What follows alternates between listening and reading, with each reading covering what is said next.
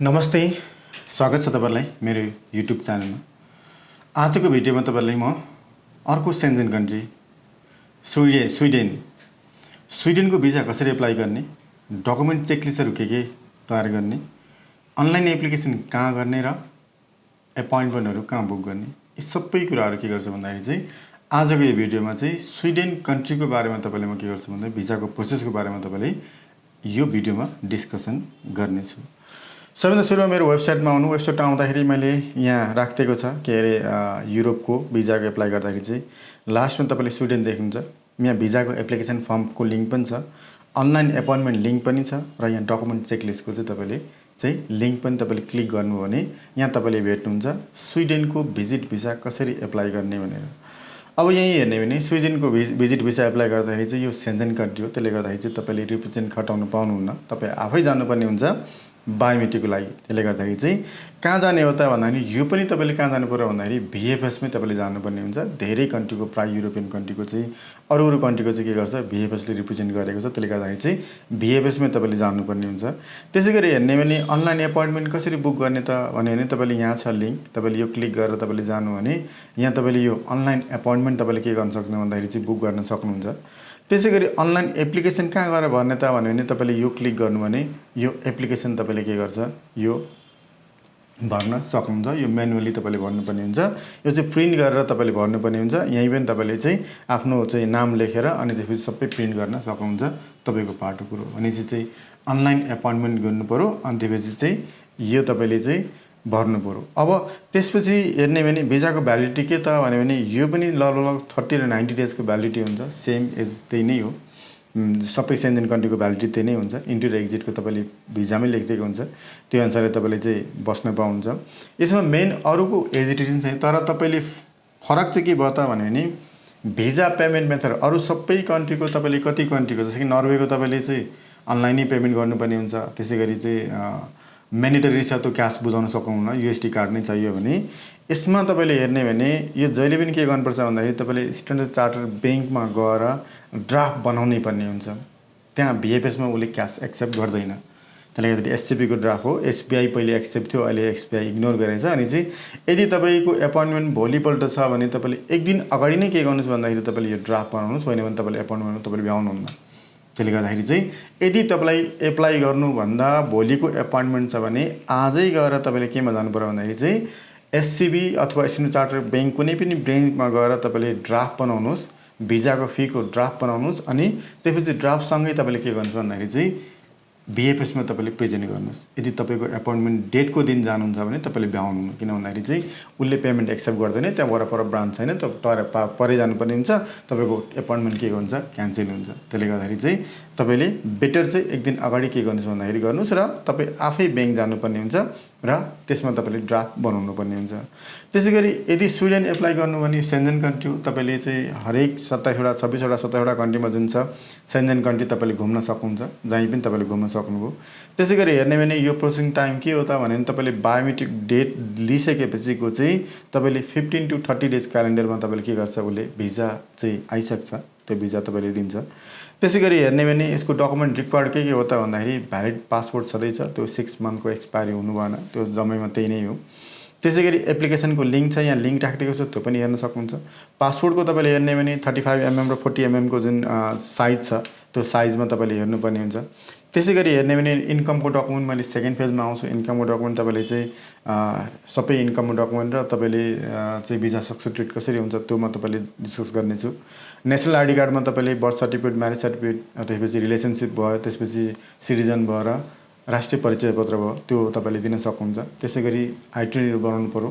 आइटिनरीमा तपाईले म्यान्डेटरी कति भन्दाखेरि चाहिँ 3 डेजको चाहिँ एटलिस्ट स्विडेन तपाईले चाहिँ घुमेको बनाउनु पर्यो, त्यो चाहिँ म्यान्डेटरी हो, तपाईले बनाउनै पनि हुन्छ, होइन भने त्यहाँ गएर तपाईले चाहिँ फर्काइन्छ। त्यसैगरी चाहिँ डमीको रिजर्भेसन भयो, फ्लाइट टिकट भयो, डोमेस्टिकको जुन इन्टरनल सेन्जेनको हुन्छ त्यो तपाईले दिनुपर्ने हुन्छ। त्यो तपाईले सक्नुहुन्न भने हामी के गर्छौं भन्दाखेरि डमी प्रोभाइड गर्छौं। एकोमोडेसन भयो, आइटिनरी भयो, फ्लाइट टिकटहरु हामी के गर्छौं डमी प्रोभाइड गर्छौं। हामीसँग के गर्न सक्नुहुन्छ भन्दाखेरि लिन सक्नुहुन्छ। त्यसैगरी पर्सनल बैंक स्टेटमेन्ट हेर्ने भने 6 मन्थको बैंक स्टेटमेन्ट र 5 लाख को चाहिँ मिनिमम एन्डिङ ब्यालेन्स चाहियो, ब्यालेन्स सर्टिफिकेट चाहियो। त्यसले गर्दाखेरि त्यो पनि तपाईले लिनुपर्ने हुन्छ। ट्राभल इन्स्योरेन्स म्यान्डेटरी हो र तपाईँले भ्यालुएसन छ भने बेटर, छैन भने प्रब्लम छैन।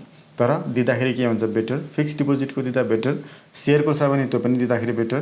र कभरलिङ लेटर के गर्नु पर्यो भन्दाखेरि एकदमै क्लियर तरिकाले बनाउनु पर्यो। अनि त्यो अनुसार तपाईँले के गर्नुहुन्छ भन्दाखेरि सबै डकुमेन्टहरू कहाँ लिएर सबमिट गर्नुहोस् भने नि VFSमा तपाईँले सबमिट गर्नुहोस्। सबमिट गर्नुभन्दा अगाडि नै एक दिन के गर्नुहोस् तपाईँले चाहिँ ड्राफ्ट बनाउनुहोस्। र अब भनेको चाहिँ सेकेन्ड फेजमा तपाईँले के गर्नुहुन्छ भन्दाखेरि चाहिँ इन्कमको अनि भिजा सक्सेसमा यो अब पछाडिको भिडियो तपाईँले डिस्कसन गर्नेछु। अबको पार्टमा भिजा सक्सेस टिप्स। तपाईँले भिजा सक्सेस गर्नलाई के पार्टहरू हेर्नुपर्ने हुन्छ, के कुराहरूमा तपाईँले ध्यान दिनुपर्ने हुन्छ, ती कुराहरू हामी के गर्छौँ डिस्कसन गर्छौँ।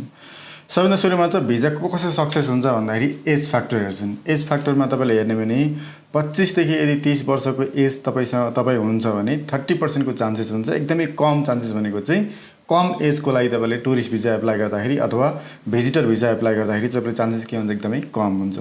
त्यसै गरी 30 to 40 को 50%, 40 to 50 एजको 70% र 50 to 60 यदि 50 इयर्स एबोभ हुनुहुन्छ तपाईँले टुरिस्ट भिजा अथवा भिजिटर भिजा एप्लाई गर्दै हुन्छ भने 90% को चान्सेस के हुन्छ भन्दाखेरि तपाईँले एज फ्याक्टरले के गर्छ चाहिँ डिटरमाइन गर्छ। भनेपछि फर्स्ट फ्याक्टर भनेको तपाईँले के हो त एज फ्याक्टर। तपाईँको एज कति छ त्यही अनुसारले के गर्छ भन्दाखेरि एमबेसीले भिजा इमिग्रेसनले चाहिँ के गर्छ भन्दाखेरि हेर्छन्।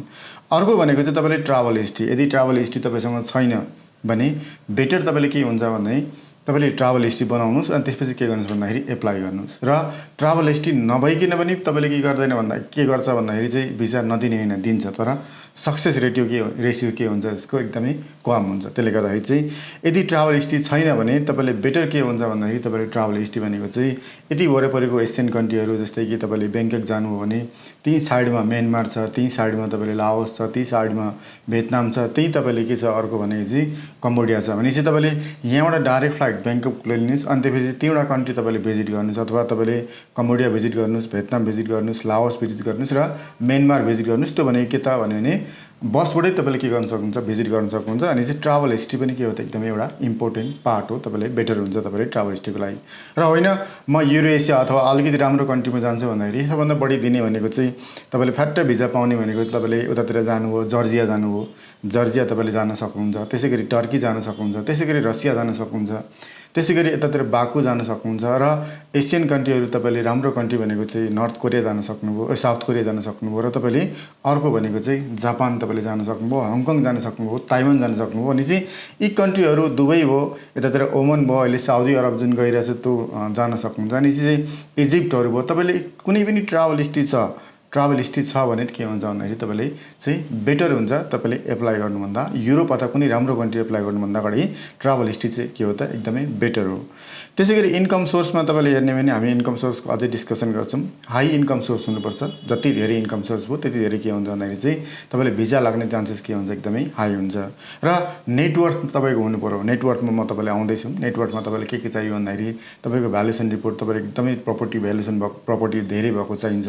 त्यसै गरी तपाईँले हेर्ने भने एफडी छ भने एफडी राख्नुहोस्। त्यसै गरी हेर्ने भने सेयरको छ भने सेयरको प्लेस गर्नुहोस्। भनेपछि यी कुराहरू चाडहरू भनेको एकदमै चाहिँ इम्पोर्टेन्ट फ्याक्टर हो। भनेपछि age factor, travel history, income source र नेटवर्थ पनि के हो त एकदमै इम्पोर्टेन्ट हो।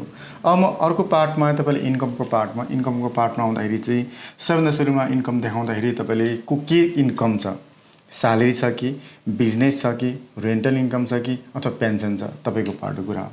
तपाईँको आफ्नो आफूले इन्कम के गर्नुहोस् भन्दाखेरि एनालाइज गर्नुहोस्। यदि तपाईँको स्यालेरी इन्कम हो भने फर्स्टमा तपाईँले के हुन्छ भन्दाखेरि चाहिँ एनुअल इन्कम सर्टिफिकेट तपाईँले निकाल्नुपर्ने हुन्छ अथवा कुन कम्पनीमा तपाईँले काम गर्दै हुन्छ त्यो कम्पनीबाट चाहिँ तपाईँले सर्टिफाई गर्नुपर्ने हुन्छ मेरो इन्कम यति हो भनेर। त्यसै गरी त्यही कम्पनीबाट तपाईँले के गर्नु पर्यो भन्दाखेरि एक्सपिरियन्स सर्टिफिकेटहरू पनि तपाईँले चाहिँ निकाल्नुपर्ने हुन्छ। त्यसै गरी अर्को भनेको चाहिँ लिभ एप्रुभल सर्टिफिकेट हो, एकदमै म्यान्डेटरी हो। तपाईँले फर्स्टमा चाहिँ म कुन डेटको प्लानिङ गर्दैछु, जस्तै कि तपाईँले कुन डेटको प्लानिङ गर्दै हुन्छ, 9 डेज हो कि 10 डेज हो कि अथवा 6 डेज हो, के डेजको प्लानिङ गर्दै हुन्छ र कहिले प्लानिङ गर्दै हुन्छ त्यो कुरो तपाईँले के गर्नु पर्यो भन्दाखेरि पहिले क्लियर हुनु पर्यो। र भिजा एप्लाई गर्नुभन्दा अगाडि नै तपाईँले के गर्नु पर्यो डेटको फाइनल गर्नु पर्यो। डेटको फाइनल गरेपछि त्यो एप्रुभल त्यो टाइम पिरियडबाट तपाईँले के गर्नु पर्यो भन्दाखेरि कम्पनीले चाहिँ यो पर्सन चाहिँ यति लिभ हुँदाखेरि पनि कम्पनीलाई कुनै अब्जेक्सन छैन भनेर नो अब्जेक्सन लेटर अथवा स्यालेरी लिभ एप्रुभल सर्टिफिकेट तपाईँले के गर्नुहुन्छ कुनै तपाईँको कम्पनीको एचआरबाट के गर्नु पर्यो सर्टिफाई गर्नु पर्यो। अर्को भनेको इन्कम ट्याक्स रिटर्न, आइआरडी भन्छ। तपाईँको ट्याक्स दुईटा पार्ट छ। यदि तपाईँको ट्याक्सेबल इन्कम हो, यदि तपाईँ स्यालेरी तिर्दै हुन्छ, टिडिएस तिर्दै हुन्छ भने तपाईँले दुई ठाउँबाट तपाईँले ट्याक्सको लिन सक्नुहुन्छ। एउटा त तपाईँले आइआरडीबाटै अथवा तपाईँले चाहिँ राजस्वबाटै तपाईँले लिन सक्नुभयो। त्यहाँ जानु भने तपाईँले एनुअली के गर्छ भन्दाखेरि तपाईँले यति ट्याक्स तिरेको भनेर तपाईँले एउटा सर्टिफिकेट दिन्छ आइआरडीले, ट्याक्स क्लियरेन्स सर्टिफिकेट दिन्छ तपाईँले आइआरडीले। अथवा होइन तपाईँले आइआरडी जान अप्ठ्यारो लाग्यो भने तपाईँले कम्पनीमा के गर्नुहुन्छ भन्दाखेरि प्रत्येक महिना जुन टिडिएस तिरेको हुन्छ त्यो रिसिपहरू, त्यो स्टेटमेन्ट के गर्छ कम्पनीले प्रोभाइड गरिदियो अथवा कम्पनीले त्यो डिपोजिट गरेको सबै कुराहरू इन्क्लुड गरिदियो भने त्यो पार्टमा पनि तपाईँले के गर्न सक्नुहुन्छ, एप्लाई गर्न सक्नुहुन्छ। अनि चाहिँ आइआरडी जाँदा पनि भयो अथवा तपाईँले के गर्नु पर्यो भन्दाखेरि चाहिँ कुनै पनि कम्पनीमा जुन काम गर्दै हुन्छ त्यो कम्पनीले ट्याक्स सर्टिफाई गर्दा पनि तपाईँले चाहिँ एक्सेप्ट गर्छ। अनि चाहिँ दुईटा पार्टबाट तपाईँले लिन सक्नुभयो। त्यसै गरी 3 मन्थको स्लिप अनिवार्य हो, म्यान्डेटरी हो। तपाईँले प्रत्येक 3 महिनाको स्लिप चाहिँ तपाईँले त्यहाँ दिनुपर्ने हुन्छ।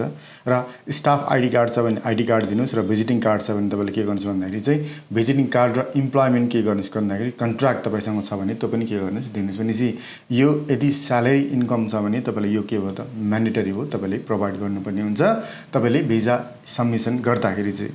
त्यसै गरी अर्को तपाईँले हेर्ने भने यदि होइन तपाईँसँग प्रपर्टी रेन्टल इन्कम छ भने तपाईँले के चाह्यो त भन्दाखेरि तपाईँले धनी पूर्जा नोटरी सर्टिफाई गर्नु पर्यो, इङ्ग्लिसबाट ट्रान्सलेटेड हुनुहुन्छ।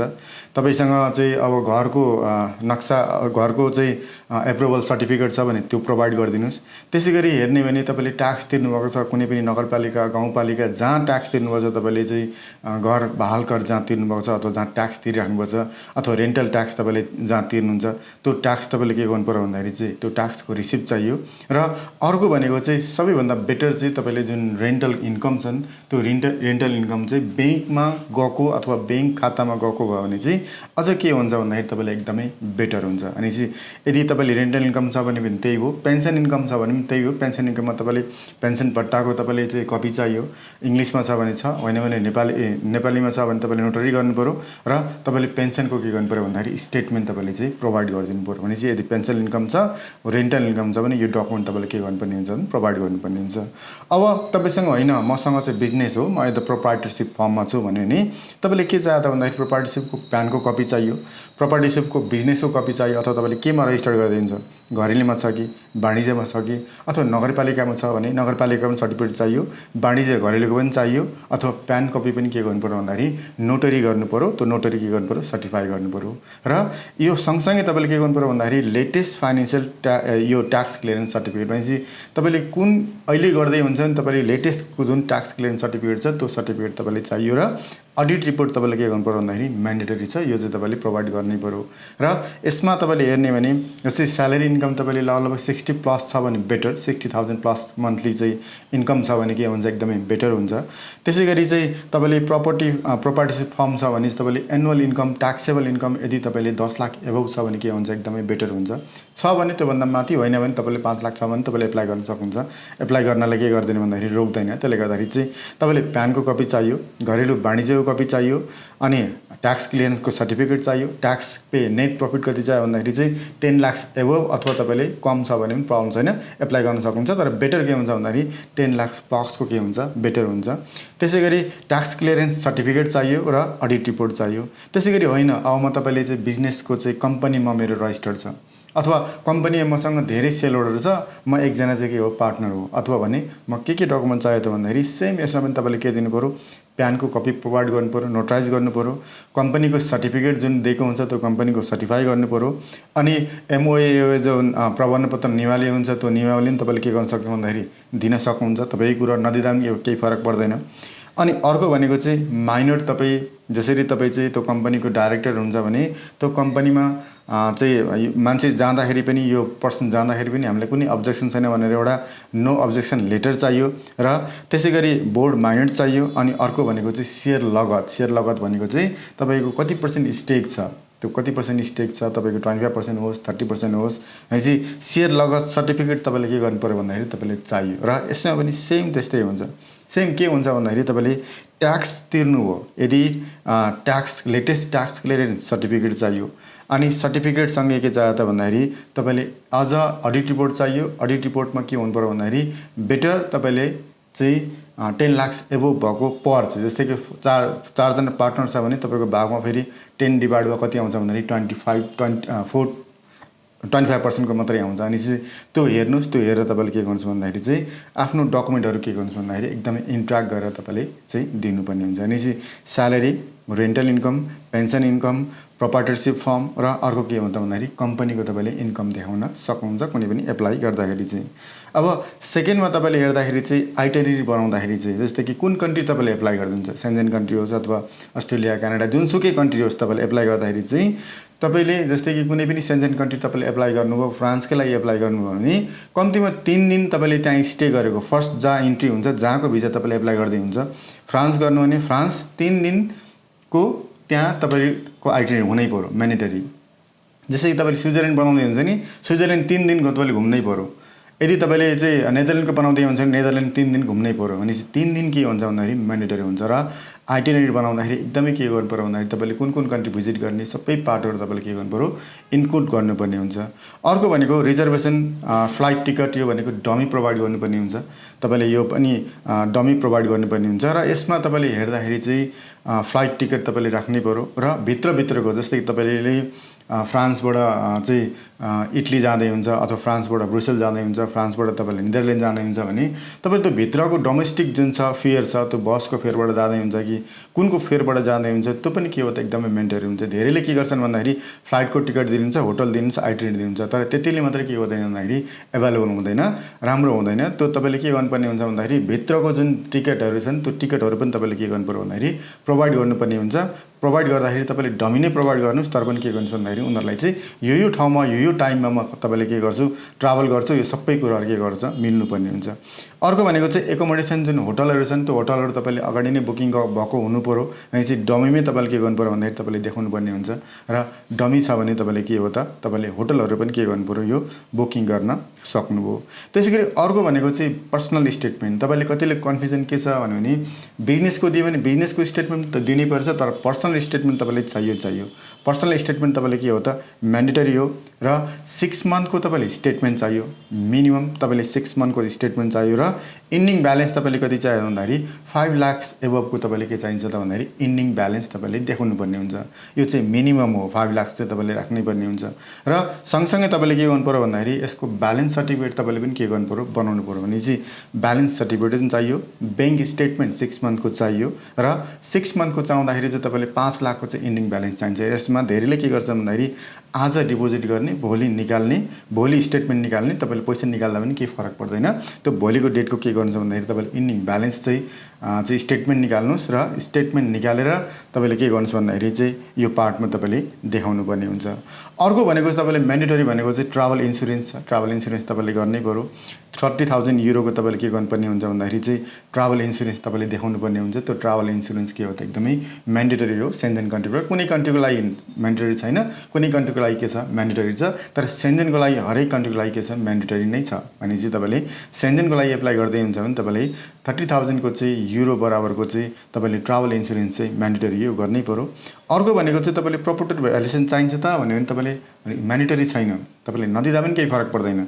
तर यदि तपाईँ फर्स्टमा एप्लाई गर्दै हुन्छ, यदि तपाईँ फर्स्टमा टुरिस्ट भिसा एप्लाई गर्दै हुन्छ भने तपाईँले के हुन्छ भन्दाखेरि बेटर तपाईँले के गर्नुहोस् भन्दाखेरि चाहिँ प्रपर्टी भ्यालुएसन तपाईँले दिनुहोस्। प्रपर्टी भ्यालुएसनमा तपाईँले लाल पूर्जाको ट्रान्सलेटेड कपी चाहियो नै। प्रपर्टी भ्यालुएसन तपाईँले कोसँग गराउन सक्नुहुन्छ भन्दाखेरि एउटा त वडा हुन्छ अथवा नगरपालिका अथवा चाहिँ मा गर्न सक्नुभयो। अर्को भनेको इन्जिनियरबाट तपाईँले गर्न सक्नुभयो भने चाहिँ दुईवटा अप्सन हुन्छ। तपाईँले एउटा वडाबाट पनि गर्न सक्नुभयो भ्यालुएसन, एउटा चाहिँ तपाईँले केबाट गर्न सक्नु भन्दाखेरि इन्जिनियरबाट तपाईँले भ्यालुएसन गर्न सक्नुभयो। भनेपछि बेटर तपाईँले प्रपर्टी भ्यालुएसन गर्दाखेरि चाहिँ वडाबाट नभएर तपाईँले केबाट गर्नुहोस् भन्दाखेरि चाहिँ प्रपर्टी भ्यालुएसन इन्जिनियरबाट गर्दाखेरि चाहिँ के हुन्छ एकदमै बेटर हुन्छ। तपाईँले चाहिँ बेटर चाहिँ इन्जिनियरलाई के गर्नुहोस् भन्दाखेरि तपाईँले सपोर्ट लिनुहोस्। अर्को भनेको चाहिँ तपाईँसँग यदि फिक्स डिपोजिट कुनै ब्याङ्कमा तपाईँले चाहिँ फिक्स डिपोजिट राख्नुभएको छ भने त्यसको स्टेटमेन्ट र त्यसको चाहिँ फिक्स डिपोजिट स्लिप तपाईँले के गर्नुपर्ने हुन्छ भन्दाखेरि तपाईँले प्रोभाइड गर्नुपर्ने हुन्छ। त्यो भनेको एक्स्ट्रा कस्ट नै एकदमै राम्रो हुन्छ। र अर्को भनेको तपाईँले कुनैमा इन्भेस्ट गर्नुभएको छ, सेयरमा इन्भेस्ट गर्नुभएको छ भने तपाईँले सिडिएसमा गएर तपाईँले कुनै पनि ब्रोकरमा तपाईँले स्टेटमेन्ट लिन सक्नुहुन्छ, कुनै सिडिएसमा स्टेटमेन्ट लिन सक्नुहुन्छ।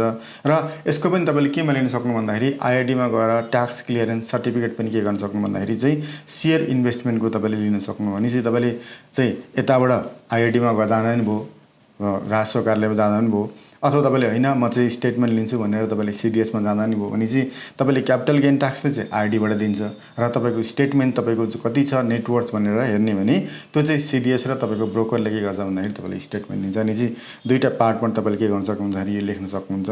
त्यसै गरी अर्को भनेको चाहिँ कभरिङ लेटर भनेको एकदमै इम्पोर्टेन्ट हो, सबैको लागि इम्पोर्टेन्ट हो। हरेक ठुलो कन्ट्रीमा तपाईँले कभरिङ लेटर चाहिन्छ, कभरिङ लेटर नै सबभन्दा बढी हेर्ने हो। त्यसले गर्दाखेरि चाहिँ कभरिङ लेटरमा तपाईँले इन्क्लुड गर्दाखेरि चाहिँ तपाईँले कहाँ घुम्दै हुन्छ, के घुम्दै कहाँ जाँदै हुन्छ त्यो सबै कुरा डिटेल्स खोल्नु पऱ्यो।